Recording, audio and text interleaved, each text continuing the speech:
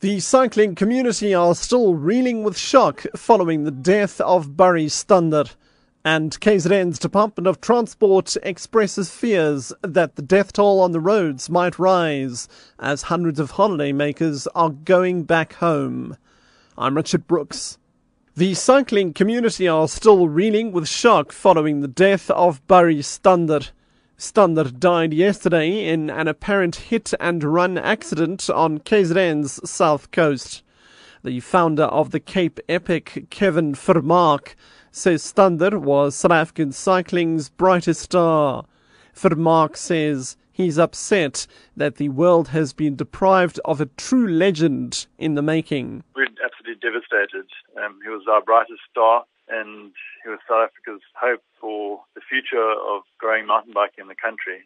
He was a hero to mountain bikers all over the world, not just South Africa. I remember him as being incredibly motivated and driven, as well as humble. So, the ultimate athlete. South Africa's Sports Confederation and Olympic Committee has called on authorities to take action against the reckless behaviour of taxi drivers on South African roads. Government must also consider reserving areas for cyclists and road runners who use local roads.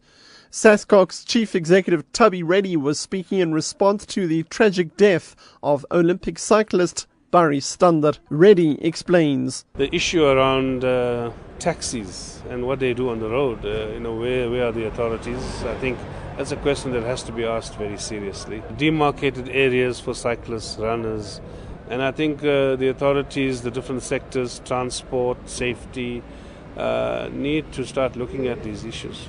KZN's Department of Transport has expressed fears that the death toll on the roads might rise as hundreds of holidaymakers are going back home. Department spokesperson Kwanele Nklane says between 800 to 1,000 vehicles an hour are going through the Marion Hill toll plaza. The department has also raised major concerns about the high death toll on the province's roads, which has topped 180 since the 1st of December. Nklane says law enforcement agencies will be stopping vehicles for inspection. However, there seems to be a decline when you are comparing the figure to the figure of 2011 to 2012. Where during this time of the year, 232 people have died. So we are noting this decline as one of an important step. Our traffic officers are going to remain on the road. There are many vehicles now who live in the province of KwaZulu-Natal.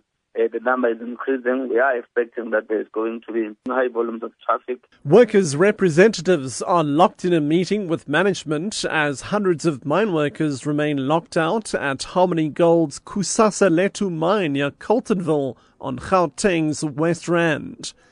Mine workers say they had to sleep on concrete outside as mine management refused to let them inside their hostel rooms. Pearl Magubane reports. About 500 mine workers have been sitting outside Kusasa Letu's Pufong hostel, waiting to hear if they will be sent home or not. They say they slept on the hard concrete floor and have not eaten anything since last night. They say that management offered them a 500 rand loan and transport to take them back to their respective homes. But meanwhile, police officers are patrolling the area. Pearl Magubane, SABC News, Kusasa Letu mine, Carltonville.